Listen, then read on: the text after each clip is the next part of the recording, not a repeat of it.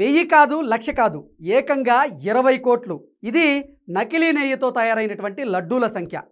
తిరుమల శ్రీవారి లడ్డూ ప్రసాదం కల్తీపై CBI special investigation team విచారణలో బయటపడినటువంటి నికార్సైనటువంటి నిజమిది.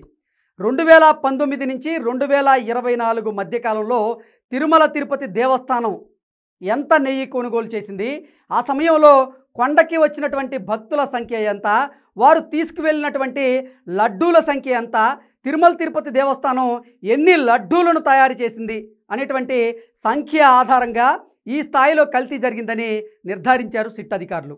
5 ఏళ్ల కాలంలో మొత్తంగా 48,76,00,000 లడ్డూలు తయారు చేయగా వీటిలో 42% అంటే 20,16,00,000 లడ్డూలు కల్తీ నెయ్యితో తయారు చేసినవని సిట్ అధికారులు వెల్లడించారు.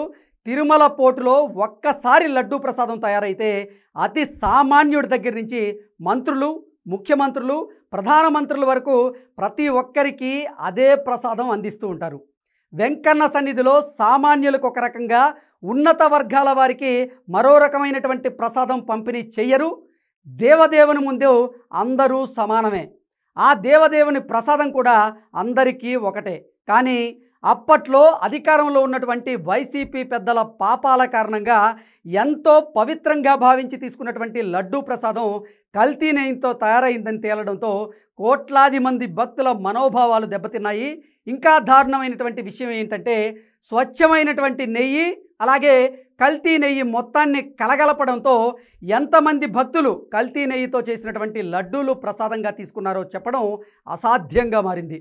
5 ఏళ్ల పాటు నిర్విరామంగా తిరుమల తిరుపతి దేవస్థానంలో మహాపచారం జరుగుతున్నా ఏ ఒక్కరూ పట్టించుకోకపోవడం వ్యవస్థలు ఎంతగా విఫలమయ్యాయో తెలియజేస్తుంది.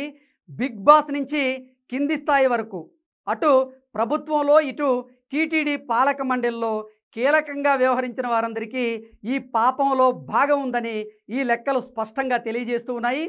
భయం భక్తి లేకుండా అడ్డగోలుగా శ్రీవారి ప్రసాదాన్ని కల్తీ చేసిన వారే ఈ విషయాన్ని బయటికి చెప్పడమే పెద్ద పాపం అన్నట్లుగా మాట్లాడడం మరింత ఘోరంగా కనిపిస్తోంది. సిట్ విచారణలో ఎంతమంది దొంగలు దొరుకుతారో తెలియదు, కానీ ఆ దేవదేవుడు మాత్రం ఈ మహాపాపం చేసినటువంటి ఏ ఒక్కరిని వదిలిపెట్టడని భక్తులు విశ్వాసంతో అయితే ఉన్నారు.